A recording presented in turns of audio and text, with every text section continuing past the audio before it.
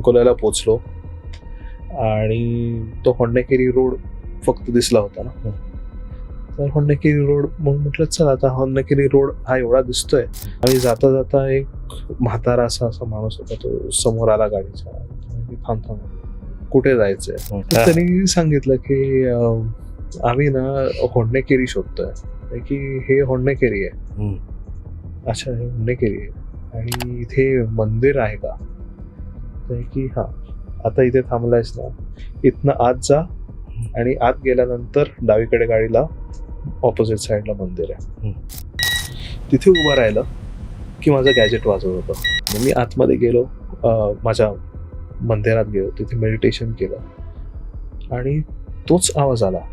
डोळे बंद केले होते मी फक्त, तोच आवाज आला. तू जिथे बसला होतास ना, मी तिथेच बसलो होतो आणि मी बॉडी सोडली. आणि मग आईला सांगत होतो की मी अंकोल्याला गेलो, त्याच्यानंतर होन्नेकेरीचा असा रस्ता होता आणि जाताना एक म्हातारा दिसला, त्याने रस्ता दाखवला की तो म्हातारा असं असं घालून होता आणि असं हे होतं का. म्हटलं हा असंच होतं. तू जेव्हा लहान होता, आजोबांना आपण घेऊन गेलो होतो तिथे, तेव्हा पण मी मंदिर शोधत होती. तो हाच म्हातारा मला मंदिर दाखवत होता.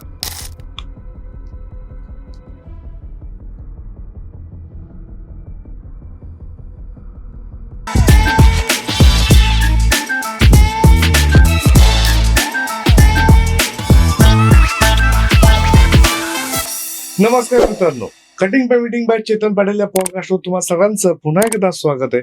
मित्रांनो, आज आपल्या पॉडकास्टवर पुन्हा एकदा इंडियन पॅरानॉर्मल टीमचे सदस्य अक्षय दादा इथे आलेत. दादा, तुझं पुन्हा एकदा खूप खूप स्वागत आहे.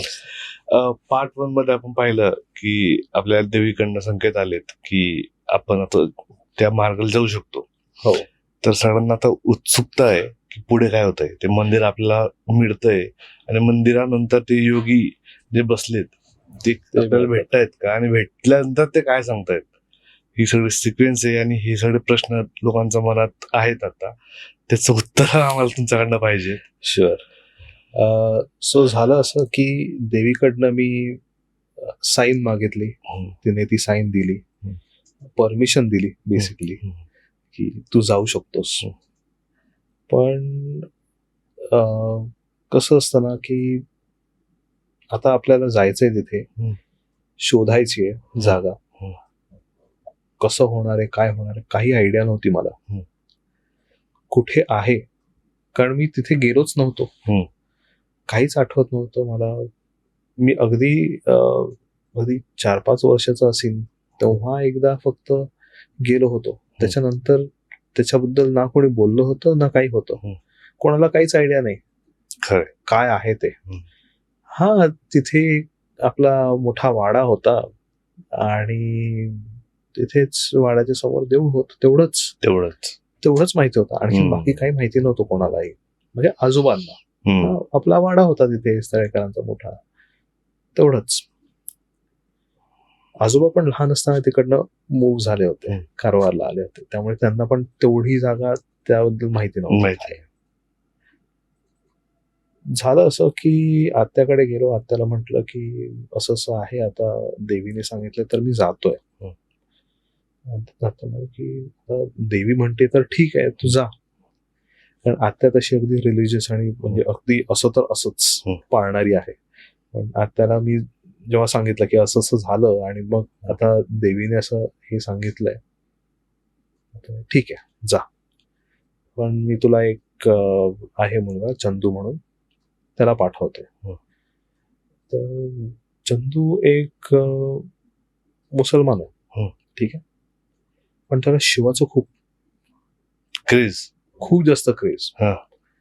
तर त्याला आत्याने सांगितलं की असा असा माझा भाचा आहे, तर तू ये, त्याला घेऊन जा, तो ड्रायव्हर आहे. तर गाडी आहे, ऑल्टो आहे, तू दोघं जा आणि त्याला मदत कर, जे काय लागतं तर घेऊन जा आणि परत घेऊन ये. तर आम्ही गेलो. जाताना चंदू म्हणाला की मला ना खूप आवडतं असं शिवांच्या मंदिरात जायला वगैरे. म्हटलं तिकडचं मंदिर कोणाचं आहे मला माहिती नाही. तिथे फक्त होन्नेकेरीमध्ये कुठलं तरी मंदिर आहे एवढंच माहितीये. आता 3-4 मंदिरं असतील हम्म. तर त्यातलं माझंवालं मंदिर कुठलं आहे हे मला माहिती कुठले? नाही. हा. शोधायला लागेल आपल्याला, काय आहे बघूया. गेलो आम्ही अंकोल्याला पोचलो आणि तो होन्नेकेरी रोड फक्त दिसला होता ना. तर होन्नेकेरी रोड मग म्हटलं चला आता होन्नेकेरी रोड हा एवढा दिसतोय, रस्त्यात जाऊ आणि कोणी दिसलं तर विचारू बाबा होन्नेकेरी कुठे आहे आणि काही ते मंदिर वगैरे आहे का, कसं आहे. तर त्यांनी ते असं अगदी छोटासा, म्हणजे एक गाडी अशी जर घातली तर त्याला रिव्हर्स मध्येच काढायला लागेल हा. अशीच ती लेन होती, म्हणजे पाऊलवाट गावातल्या अगदी छोटी लेन. आम्ही जाता जाता एक म्हातारा असा माणूस होता, तो समोर आला गाडीच्या. थांब थांब, कुठे जायचंय. आता तो कन्नडामध्ये बोलतोय. लकीली चंदू जो होता त्याला कन्नडा येत होतं. वा.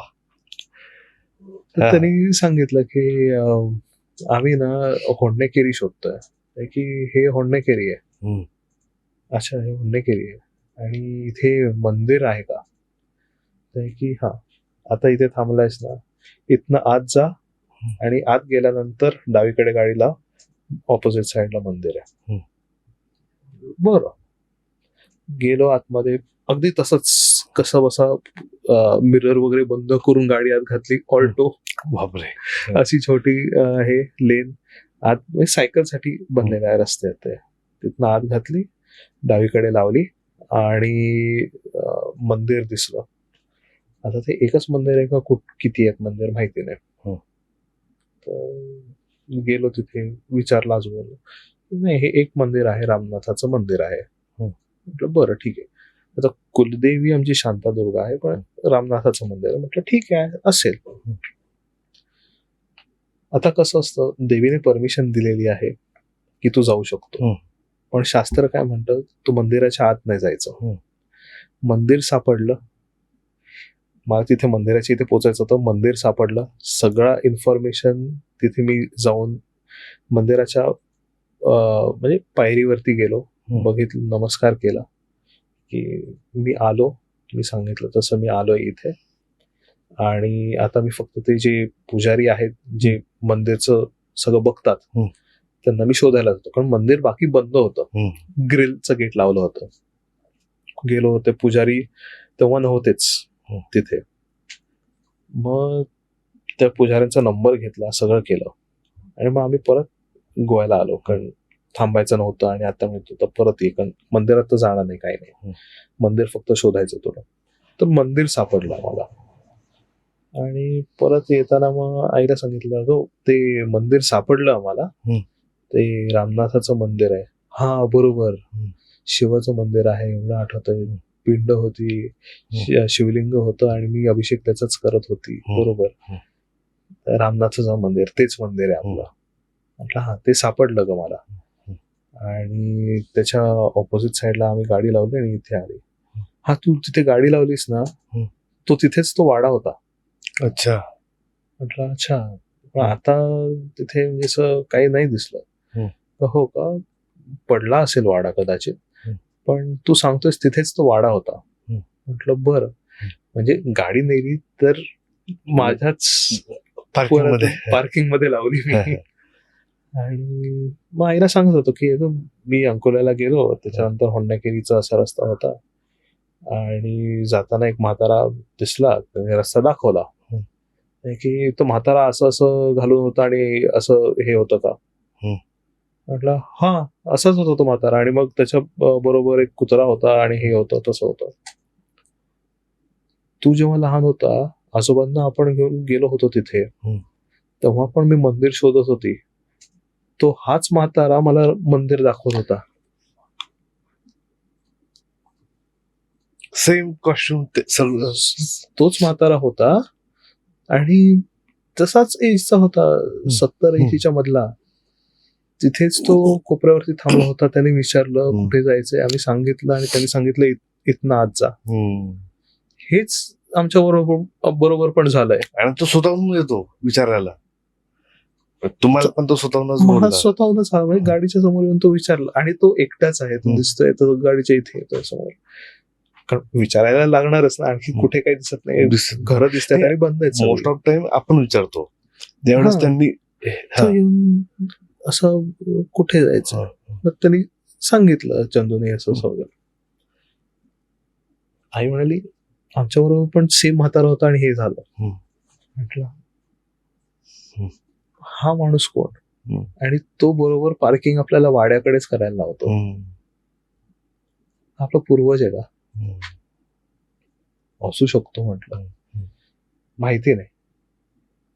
पण त्याच्यानंतर परत गेलो तेव्हा कधी दिसला नाही तो. तो एकदाच फक्त तो जागा दाखवायला म्हणून तो दिसला होता. मला ठीक आहे म्हटलं, असेल कोणतरी काहीतरी. मग परत घरी आलो. मग त्यावेळेस काकांना सांगितलं की ते मोठे काका आहेत, त्यांना सांगितलं की असं असं झालं होतं, सांगितलं, स्वप्न पडलं, एंड टू एंड सगळ्या गोष्टी सांगितल्या. काका म्हणाले की ठीक आहे, आपण जाऊयात एकदा बघायला, आणि तू गॅजेट्स कॅरी कर तुझे, आणि बघू काय एनर्जी सापडते का, म्हणजे तू तुझ्या पद्धतीने इन्व्हेस्टिगेशन काय करायचं असेल तर तू बघ. तर देऊळ आपलंच आहे तर आपण बघू शकतो. म्हटलं ठीक आहे. तर गेलो आम्ही तिथे बघायला, आणि दिस टाइम सुतक वगैरे काही नव्हतं, त्यामुळे आम्ही पोचलो, हॉटेल रूम बुक केली होती, सगळं अभिषेक केला, सगळं केलं. आणि त्याच्यानंतर काका बाबा वगैरे ते सगळे बाहेर गेले. मी तिथे माझे गॅजेट्स घेऊन उभा राहिलो. तर मला जिथे तो योगी बसलेला दिसला होता, ज्या साईडला मंदिर आहे, म्हणजे वरनं खालनं बघितल्यानंतर जिथे असं खालती दिसत होतं स्वप्नात, तिथे उभं राहिलं की माझं गॅजेट वाजत होतं की इथे एनर्जी आहे. बाकी कुठेही नाही, नॉर्मल एनर्जी. तिथे रीडिंग येत आहे प्रॉपर. मग एकदा रीडिंग आलं की सेकंड ऑप्शन की कम्युनिकेशन. पॅरानॉर्मल इन्व्हेस्टिगेटरचं तेच काम. हाक मारली, स्थळेकर का तुम्ही आहात का इथे? वरनं मेटलचे बॉल्स पडल्याचा आवाज आला टपावरती, टंग टंग टंग टंग असा. आता कौलारू रूफ आहे, वरती झाडं आहेत, वरनं मेटल पडण्यासारखं काहीच नाहीये. ठीक आहे, काहीतरी रिस्पॉन्स आहे, आपण परत एकदा विचारून बघू, सो दॅट कन्फर्मेशन येईल. म्हणजे उगाच आपण विचारलं आणि काहीतरी पटकन पडलंय, मग ते परत हे झालंय असं. स्थळेकर असं म्हटल्यानंतर परत तो आवाज आला. मग मला कळलं की असा रिस्पॉन्ड करतायत. म्हटलं मामा ऐक, मी हाक मारली ना की ते रिस्पॉन्ड करतायत, लक्ष देऊन ऐक. म्हणजे थांब ऐकवतो तुला. हो स्थळेकर आहात का? परत तो आवाज आला. म्हटलं आला तुला आवाज, हे रीडिंग आहे, हे आपले पूर्वज आहेत, ते इथे आहेत. कदाचित आपल्या फॅमिलीला जे आतापर्यंत बरेच कौल प्रसाद जे आमच्या इथ्यात लावतात, त्या ह्याच्यात जे सांगितलं होतं की मूळ पुरुषाचा राहिलाय, कदाचित हा मूळ पुरुष आहे, आणि ह्याच्याकडे आपण कधी आलो नाही काही करायला, आपण ह्याला सोडून दिलं इथेच. म्हणून देवी म्हणत होती की अरे त्याचं करा ना, तुमचा मूळ पुरुष आहे तो, अँसेस्टर्स आहेत, तुमची फॅमिली तिथनं झाली, त्याचं करा. मग तिकडे जाऊन आम्ही करायला लागलो. संध्याकाळी 6-6:30 झाले असतील. आत्या आली होती, कारण सकाळी अभिषेक वगैरे झाला, मग दुपारी आत्या आली आणि ती म्हणाली की आपण सगळे गोकर्णाला जाऊयात, बाजूलाच गोकर्ण आहे, आपण गोकर्णाला जाऊन वगैरे पाया पडून येऊ. आणि मी म्हटलं मी मेडिटेशन करायला मंदिरात जातो, मला मेडिटेशन करायचं, कारण I wanted to be there. कारण योगी माझी वाट बघतोय ना तिथे, मला तिथे बसून मेडिटेशन करायचंय. तर म्हटलं मी तिथे जातो, तुम्ही जाऊन या. ठीक आहे म्हणे. आणि आत्याला काहीच सांगितलं नव्हतं की हे आहे. म्हणजे आपल्याला कदाचित आता ह्या पॉडकास्ट मधनं पहिल्यांदा कळेल की मी तिथे काय केलं, हो मी तिथे का थांबलो. आत्या वगैरे ते सगळे गेले, काका सगळे ह्याला गेले, गोकर्णाला गेले. आता भरपूर गर्दी असते गोकर्णाला आणि पाया पडा आणि पुढे निघा असंच असतं ना. पुजारी आले, या तुमच्या हातून अभिषेक करून देतो मी. पैसे वगैरे काय नाही, तुम्ही या, अभिषेक चालू होणार आहे, तुमच्या हाती होऊन देत. वा. करून त्यांना अभिषेक करून घ्यायला म्हणून ते आतमध्ये गेले आणि तिथे 1.5-2 तास झाले. नाहीतर लवकर आधी पोचले असते. मग मी आतमध्ये गेलो, माझ्या मंदिरात गेलो, तिथे मेडिटेशन केलं आणि तोच आवाज आला. डोळे बंद केले होते मी फक्त, तोच आवाज आला. तू जिथे बसला होतास ना, मी तिथेच बसलो होतो आणि मी बॉडी सोडली. तिथेच खालती मी आहे. तिथेच खालती त्यांनी हे केलं आणि मी तुझा मूळ पुरुष आहे. मी खूप आधी इथे आलो होतो. मागच्या साईडला असं ते पर्पल असतं, अस्तरचं फूल, अस्तरचं फूल ठेवून मी जमिनीची पूजा केली आणि इथे पहिला घर बांधलं. ही जमीन आपली होती. मी हे गाव बसवलं आणि त्याच्यानंतर लोक आली इथे काम करायला आणि आपण नंतर इथे वाडा बांधला. तुझं आणि आणखीन एक गोष्ट त्यांनी स्टार्टला विचारलं, आलास ना, आता मला तुझं नाव सांग. म्हटलं मी अक्षय. पूर्ण नाव सांग. म्हटलं अक्षय स्थळेकर. अजूनही पूर्ण नाव नाही सांगत तू. बापरे. पूर्ण नाव सांग, अखंड नाव सांगायचं. म्हटलं अक्षय विजय स्थळेकर. अजूनही पूर्ण नाव नाही घेतलंस. तर पूर्ण नाव घ्यायला सांगितलंय. आपलं वांगड आहे वैद्य, तू आहेस स्थळेकर वैद्य. ओके. पूर्ण नाव घ्यायचं, अक्षय विजय स्थळेकर वैद्य. म्हणून माझ्या फेसबुक वरती वगैरे सगळीकडे, इंस्टाग्राम वरती, कारण ऑफिशियल डॉक्युमेंट्स वरती ते करण्यात अर्थ आहे, पण सगळीकडे अक्षय स्थळेकर वैद्य असंच टाकलेलं आहे मी. आणि ते केल्यानंतर बरीच ग्रोथ आली मला. म्हणजे त्यांचा आशीर्वाद लाभला. म्हणजे की आम्ही सगळे स्थळेकर वैद्य आहोत.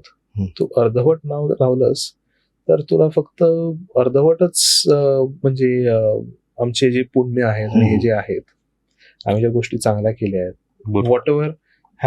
whatever knowledge, wealth, the positive energy of the family that runs in the family, okay, the genes, हे अर्धच मिळणार तुला. तो अर्धच वापरतोय. Only accepting half of us. Sthalekar Vaidya वापर, तुला होईल. ते केलं मी. ते केल्यानंतर ऑन्टरप्रेनर मॅगझिन मध्ये इमिजिएटली त्याच वर्षी ऑन्टरप्रेनर मॅगझिन मध्ये माझं नाव. मोठ्या मोठ्या लोकांबरोबर मध्ये माझं नाव होतं. कूलेस्ट स्टार्टअप आयडिया म्हणून. मग डिस्कवरी चॅनल वरती आलो मी. बऱ्याचशा गोष्टी केल्या. मिळालं, त्यांनी ते हे करून दिलं मला.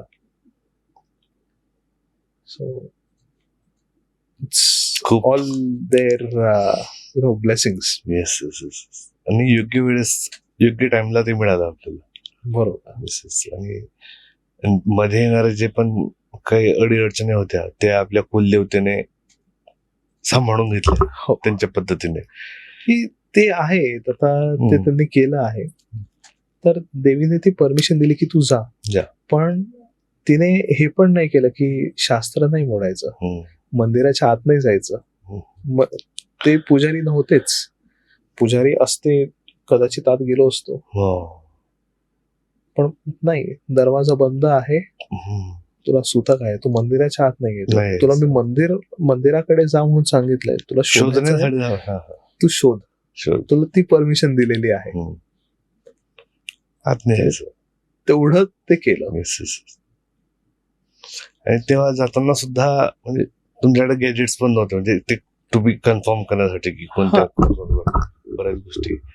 तर हा, त्यांचे सिग्नल्स पण आपण ऐकायला पाहिजे. अगदीच. ओके, म्हणजे परमिशन दिली म्हटलंय की जाळा रेटली आणि बाकीच्या गोष्टींचा विचार नाही करायचा, तसं नसतं ते. आणि हे खूप बरं वाटलं की त्यांनी पूर्ण नाव वापरायला लावलं आणि गाईड पण केलं की आमच्याकडनं जे पुण्य येणार आहेत किंवा अजून तुम्हाला जे चांगल्या पद्धतीने फायदे होणार आहेत ते होत नाहीयेत. आणि ते इम्प्लिमेंट केल्यानंतर सडनली जे काही बरोबर. ब्लॉकेजेस होते तुमच्या आयुष्यातले ते वन बाय वन निघायला सुरुवात झाली. हे पूर्वजांना घेऊन हा दुसरा पॉडकास्ट होता आपला, की ते कोणत्या लेवलवर आपला विचार करतात. म्हणजे फक्त समोरची पिढी नाही तर येणाऱ्या पिढ्यांचा सुद्धा ते विचार करून ठेवतात, अगदीच. Which is good. म्हणजे खूप आणि- मोठी गोष्ट आहे. म्हणूनच आपण जे आपल्याकडे एक पार्ट असतो ज्या ह्याच्यात आपण म्हणतो ना हम्म. की पूर्वज येतात आपल्याकडे हा, आणि राहतात आपल्या बरोबर, सगळं बघतात, मग आपण त्यांना नैवेद्य देतो, सगळं करतो. आपण म्हणजे काही स्पिरिच्युअल लोक असतात ते अँसेस्ट्रल हिलिंग वगैरे करून देतात तेव्हा, की जे काही असेल, काही म्हणजे त्यांना काही इच्छा असेल ते आपण पूर्ण करतो थ्रू मेडिटेशन, एनर्जी बरं करायला, कनेक्ट करायला. ह्या सगळ्या गोष्टी आपण त्या करतोच. ऍब्सोल्युटली. मग त्या गोष्टींमध्ये सुद्धा काही ना काही तथ्य असतं आणि आपण ते फॉलो केलं पाहिजे आणि त्यांची रिस्पेक्ट केली पाहिजे की त्यांच्यामुळे आपण आहोत. एक्झॅक्टली. ओके, ते मूळ पुरुष आहात आणि मग आपली फॅमिली आली, मग आता आपण पुढे कॅरी ऑन करणार आहोत. तर याच्यामध्ये भारतीय फॅमिली कशी वर्क करते, आपलं कल्चर कसं पुढे जातं, त्याचा पण आपल्याला अभ्यास करता येईल या पॉडकास्ट मधनं. आणि बरोबर. आपले व्हॅल्यूज किती स्ट्रॉंग होते तेही आपल्याला या पॉडकास्ट मधनं कळतंय की गेल्यानंतर सुद्धा ते व्हॅल्यू जोपासतायत आणि आपण असल्यावर भांडतोय. ही खूप मोठी गोष्ट आहे. तर खरंच आय ओपनिंग सेशन होतं आणि याच्याने म्हणजे अध्यात्मही होतं, स्पिरिट पण होते आणि रिलेशनशिप कशी वर्क करते, व्हॅल्यू कशी वर्क करतात आणि फॅमिली कशी वर्क करते असल्यावर आणि नसल्यावर सुद्धा. जीवन की बात भी, जीवन की साथ भी, जे काही आपण म्हणतो ते खरंच खूप ऐकण्यासारखा पॉडकास्ट आहे. So thank you so much for watching. तुम्हाला हा व्हिडिओ आवडला असेल तर असंच चॅनल लाईक, शेअर, सबस्क्राईब करायचं विसरू नका. Stay tune for more updates. भेटूया लवकरच. थँक्यू दादा, थँक्यू सो मच.